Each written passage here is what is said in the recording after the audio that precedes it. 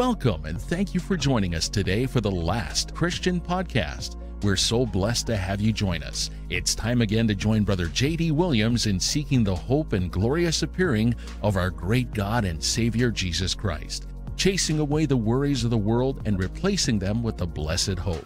Where in a moment, in the twinkle of an eye, at the last trumpet, the dead will be raised incorruptible, and we shall be changed. Brother J.D. Williams insists there must be a final person or last Christian to accept Christ before the sound of the trumpet.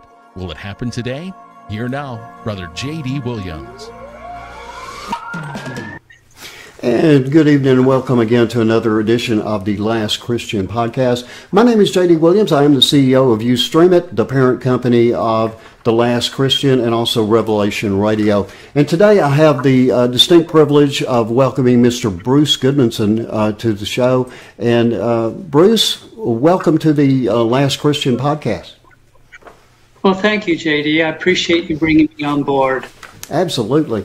Now, you have a book out, and we're going to talk about it here in just a minute, but let me tell you something. I had children go to college, I went to college, all that, and you're telling me that I wasted my time and they wasted their time, and we're really going to get into that. The title, I believe, is 100% Success Without College. Is that correct? That's correct. Absolutely, yes. Well, tell me about it. I mean, we spent thousands of dollars for no reason, is what you're telling me. Yeah, JD, it was interesting. I was working for a bankruptcy law firm a few years ago, and this young lady came in, and I spoke with her, and she was so happy. She was just on top of the world because she was going to bankrupt on her $220,000 debt, $220,000. But then you should have seen her countenance drop dramatically, 180 degrees, when she realized that she couldn't bankrupt on her student loan, which her $220,000 accounted for. It was all a student loan. Right. The sad part of this story is, there's two sad parts, is that here she spent $220,000 to become a high school guidance counselor, yet this professional guidance counselor didn't know one of the main tenets of a student loan, and that is you can't legally bankrupt on the loan. Right. And the second part is, as we learned, that she would be starting at about $42,000 a year. She couldn't afford to be a guidance counselor because her student loan payments in about 3 months from then were going to amount to $26,000 a year, or a month, $2,600 a month. Oh, wow. So all of this money spent for nothing. And so I wrote a white paper warning our clients about the college debt. And then I thought there's got to be other opportunities outside of college. And lo and behold, I found out that our guidance counselors in high schools were lying to moms and dads and our kids for many, many years, where they said, look, if you don't go to college, your son or daughter is not going to be able to enjoy the great American dream. They're going to fail dramatically. And on top of that, they're going to be labeled as deadbeats. Well, it was all a lie. It was all a lie. The most fortunes that are made are outside the college arena. I kid you not. So I wrote this book, 100% Success Without College, to first warn parents to say, these are the reasons why you should keep your kids out of college. I'm telling you, JD, they must do so. Right now, college is of no value to 85% of our nation's workforce. 85%. Well, and on average, I'm assuming that in that group that you're not counting, the doctors and the lawyers and all that stuff. I mean, that's, it's kind of basic. Yeah, that's the 15%. Yeah. I can tell you this. I do know, because we have a son that, and I didn't talk to you about this in the pre-show, but we have a son who had one of those student loans and was unable to pay it back, and took the credit hits and all that kind of stuff, and went in to try and fix it. First, 7 years, right? You've heard it all your life. It comes off your credit report in 7 years. What people don't realize is it does not. I mean, unlike any other loan, it stays there forever. I mean, you pay it or it's there on your credit report for good. And that was a reality that was a very cold slap, let me tell you. Yeah. You know, even if you get to the age of qualifying for Social Security, they'll take the payments out of your Social Security. Wow. You lose 6 consumer rights when you take out a student loan. The top one is you cannot declare bankruptcy. So I'm just saying to mom and dad, you better wake up, because, and think of it this way, JD, if your son defaults on a student loan after 3 years, if he owns $30,000, actually the average loan payment right now, or the average debt among our 44 million college students, is $37,000. So if he defaults on that $37,000 in 3 years, that $37,000 is going to double in size, and they will come after you. I have story after story of young men and women who have to leave the country because they can't do anything. They can't buy a home, they can't rent an apartment, they can't buy a car, they can't do anything with these student loans. So I'm saying there is a world of opportunities outside of college. And I'm telling your audience that basically all what college is doing right now is giving your kids 4 things: a loss of faith, a loss of love for their country, a mountain of debt, skills to show for it.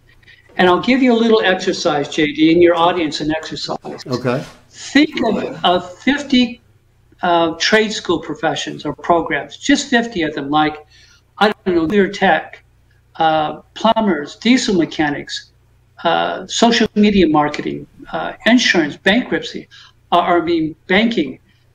Think of 50 trade school professions or 50 apprenticeship programs. Every single one of those programs, every single one of them is going to provide your son or daughter a real job skill upon graduation. Right. Now, think of 50 college majors, 50 of them. How many of those college majors are also going to provide your kids a real job skill at the end? Maybe 10, at the most 15 out of 50.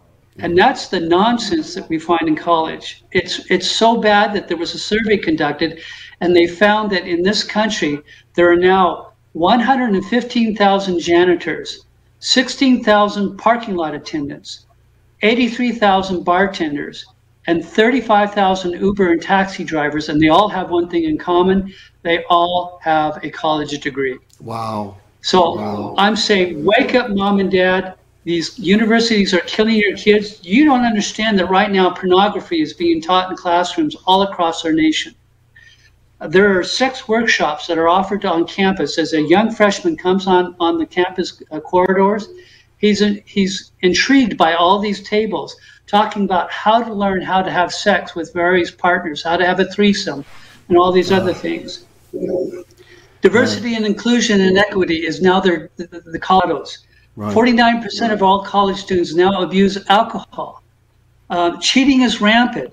Socialism is glorified while capitalism is deemed as vilified. Right. So I'm saying, what is the point of sending your Christian son or daughter going to a university now where they're going to lose their faith? Matter of fact, about 67% of them do lose their faith. Yes. So it's to the point where I say to mom and dad, look, if you decide to send your son or daughter to college, you are going to be financing the effort to destroy this country. Yeah. You are actually donating to the Marxist Socialist Party. That's correct. That's what the college university is all about. Yeah. They're far away from Christianity, and in fact, they're trying to destroy the Christian community in this country. Well, it's all the cancel culture. I mean, that's rampant. Now, is this a major change from? I mean, I went to college back in the 1970s. Is this a major change from back then, or did I go through it and didn't even know it? No, it is. It began in the 70s. It began by basically high school guidance counselors convincing mom and dad, saying that you need to send your son or daughter to the university. And they're wise, because the university is the wonderful place where they can recruit professors who seem to know everything because by virtue of their college PhD. Right. and that they would be the voice of authority to sell their kids on the ideology that Christianity is corrupt, that our country is corrupt, anything else that is basically immoral is now moral. And they couldn't convince the trade school professors, or not professors, but the trade school teachers.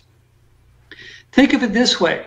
Have you ever read in your entire life where you read of a trade school where a group of diesel mechanic students walked out of their classroom in support of transgender equality? No. It just doesn't happen. No.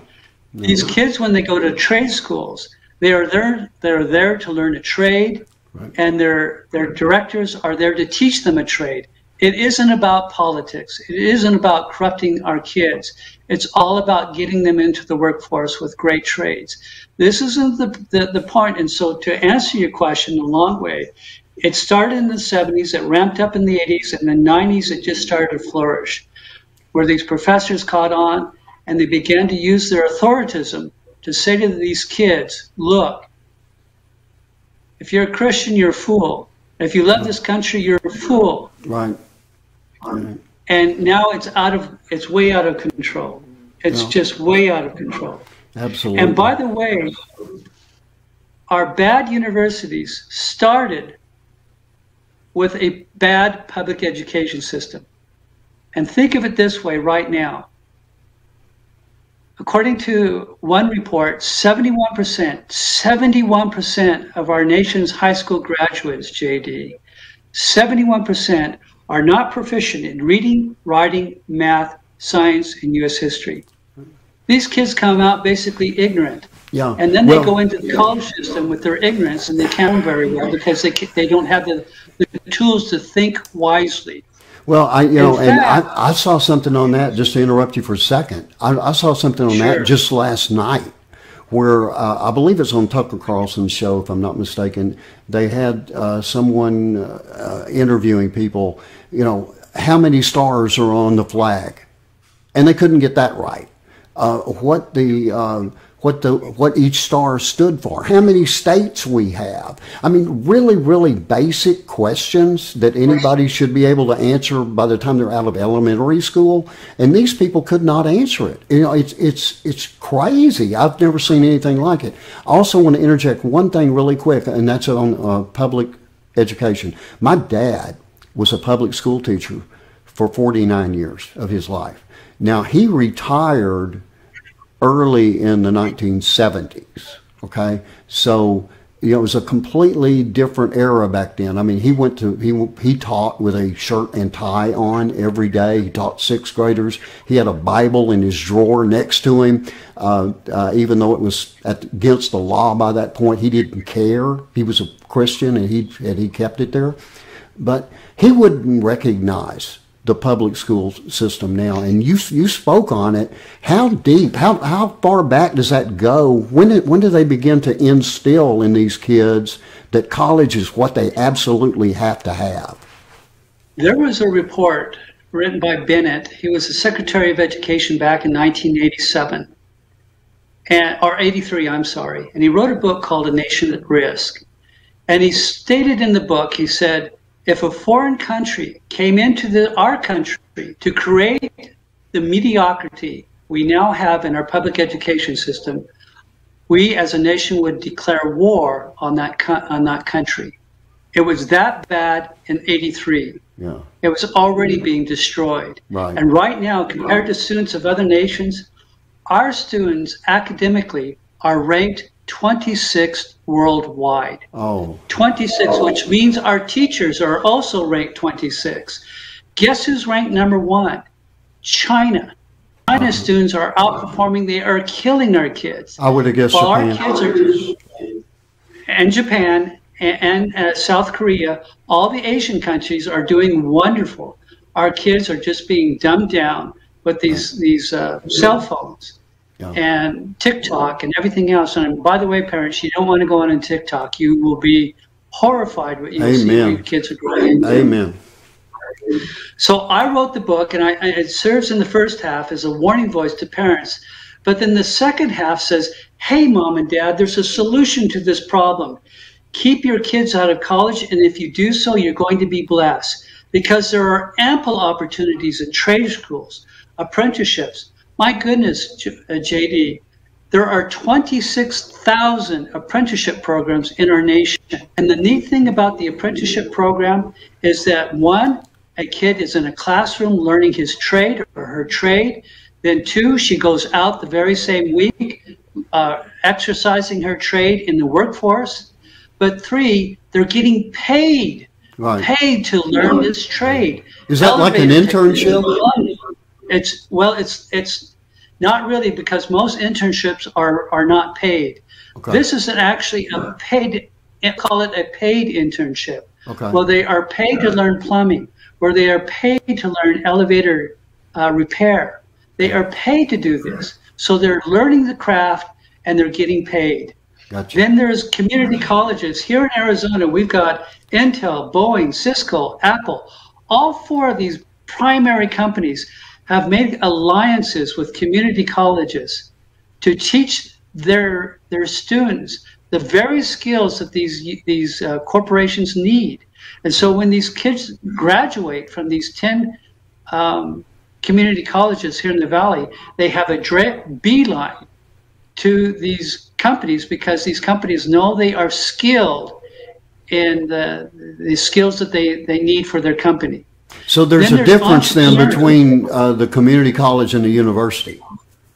Yes, and when I say community college, I'm telling parents, don't go in. There's two tracks in the community college. Okay. One track is college preparatory, which, by the way, when kids go into community college and they're preparing to go to an advanced university, only 5% move on to that opportunity.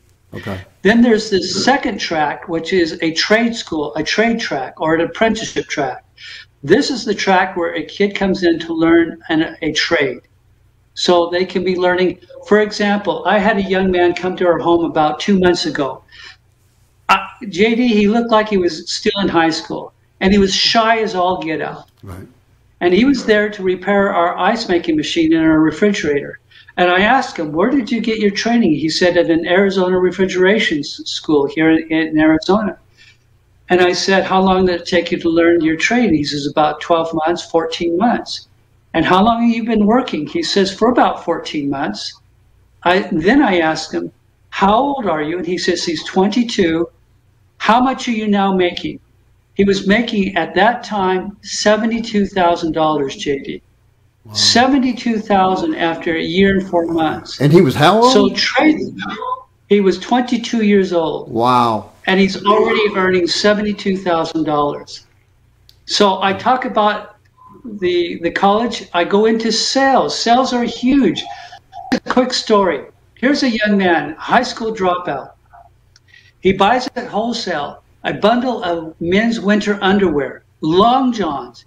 He takes these long johns up to the Pacific Northwest, and there he sells it to lumberjacks, and he sells $1,500 worth of he sells them all, and he earns $1,500. Well, he takes that $1,500, he moves himself to Washington, D.C., borrows another $1,500, buy an A&W root beer franchise. Well, then he buys another franchise, and then another, and then after 20 years, he buys a hotel, and then he buys another hotel, and then another. And then you have this high school dropout, this long john underwear sales is John Marriott of the Marriott Hotels. Oh, wow. You can make a fortune off of sales, JD, right, and you don't need a college degree. I have story after story in my book of these successful individuals who just get into sales. Well, is your book broken down into different sections, or just tell me a little bit about how that works? Well, if you go to my website at anythingbutcollege.com, you'll see the chapter breakdown. In the first section, it shows you all the things you should be concerned about, our public and education and our universities. And then the second section talks about, all right, your kid is now out of high school, now what? And so I talk in the beginning about having a year off or two to basically grow social skills and so forth.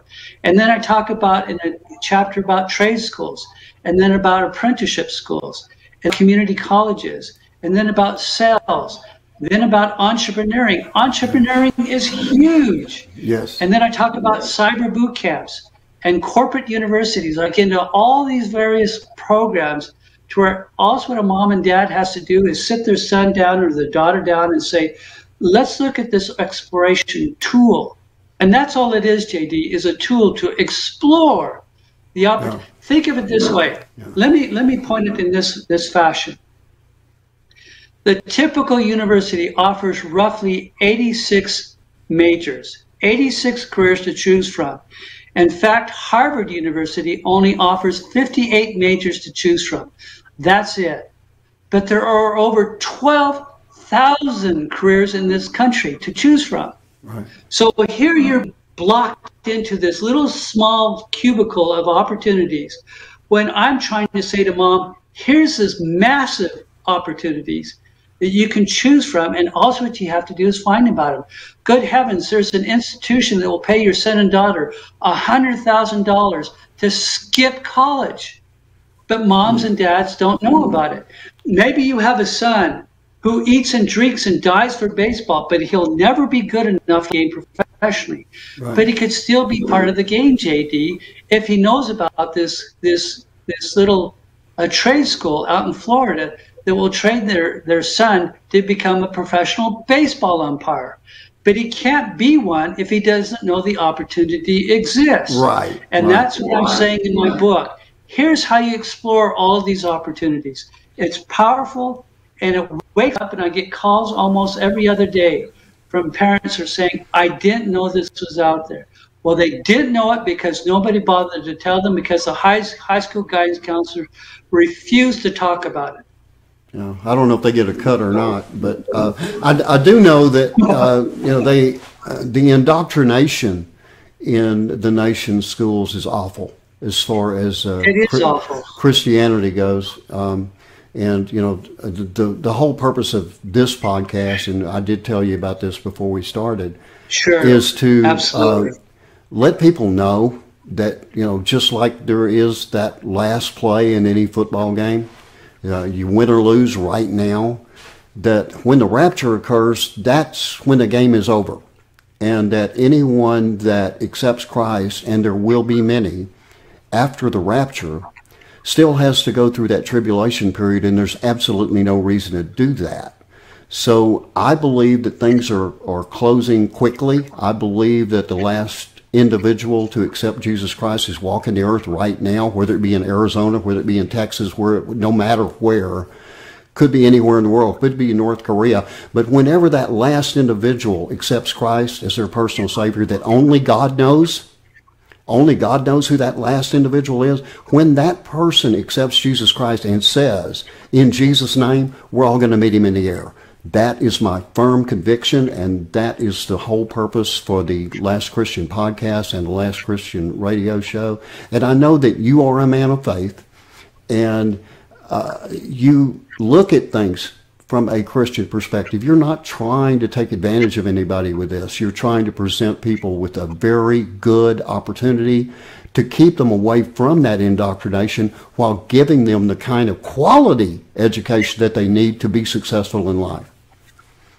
Absolutely, JD. This is what it's all about. It breaks my heart.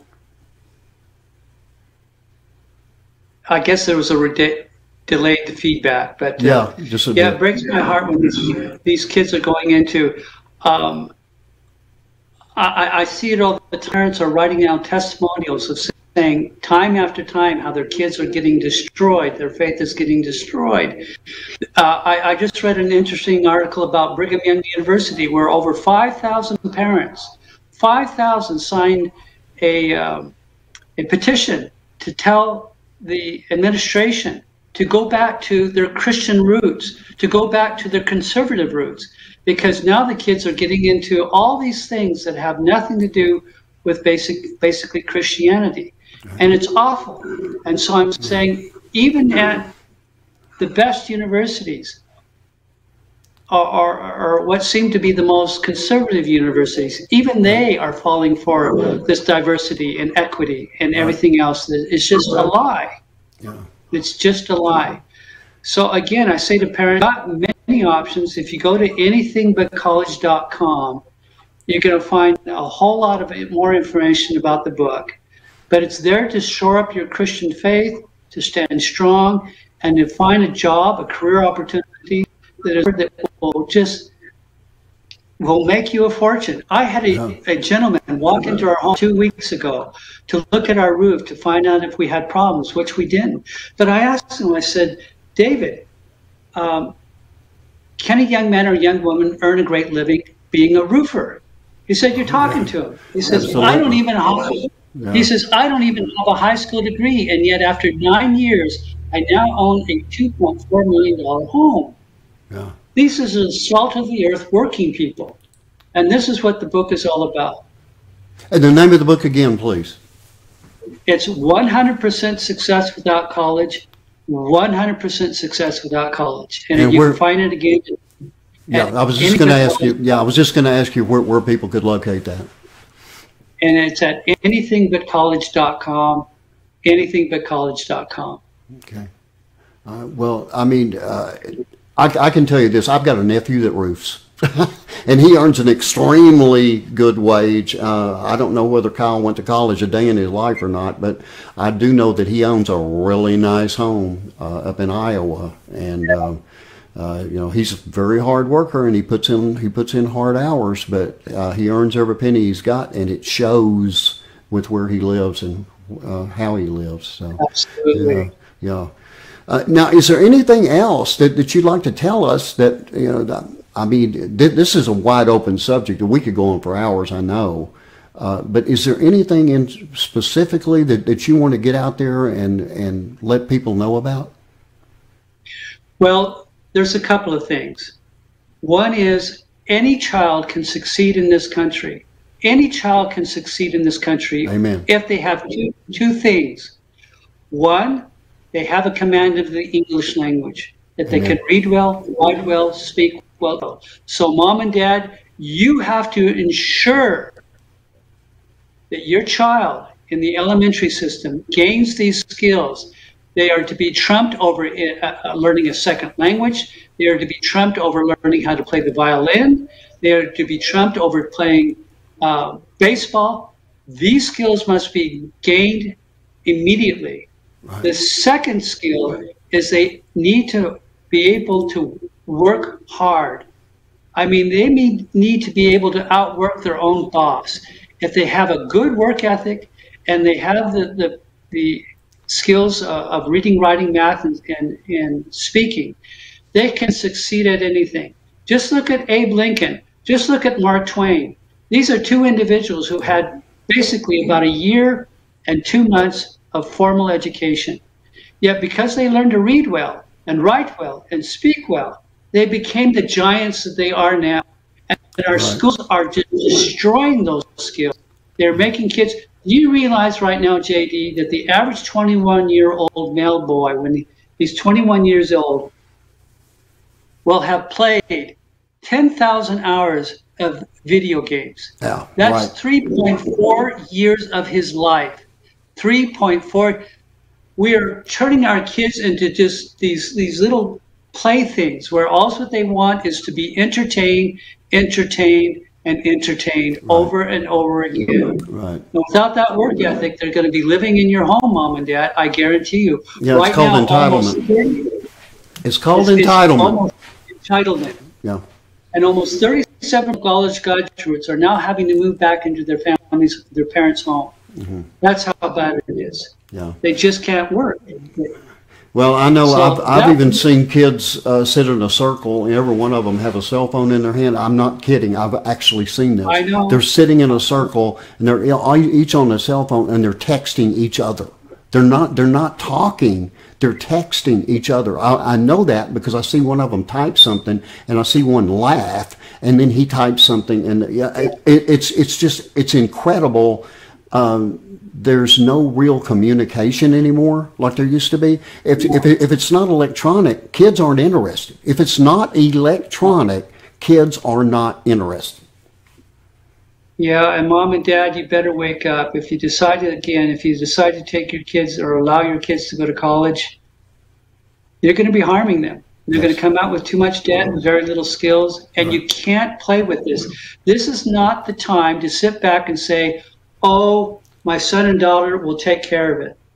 I guarantee you they won't be able to. Right. We've got curriculums out there that are designed to destroy our kids' minds, and they're powerful curriculums, and we don't have anything really to counter them. So mom and dad, this game, please take a moment, at least go to the website and find more information about why you should keep your kids out of college, and quite frankly, why you should pull your kids out of the public education system altogether. Let me give one final thought. Here's an interesting thing.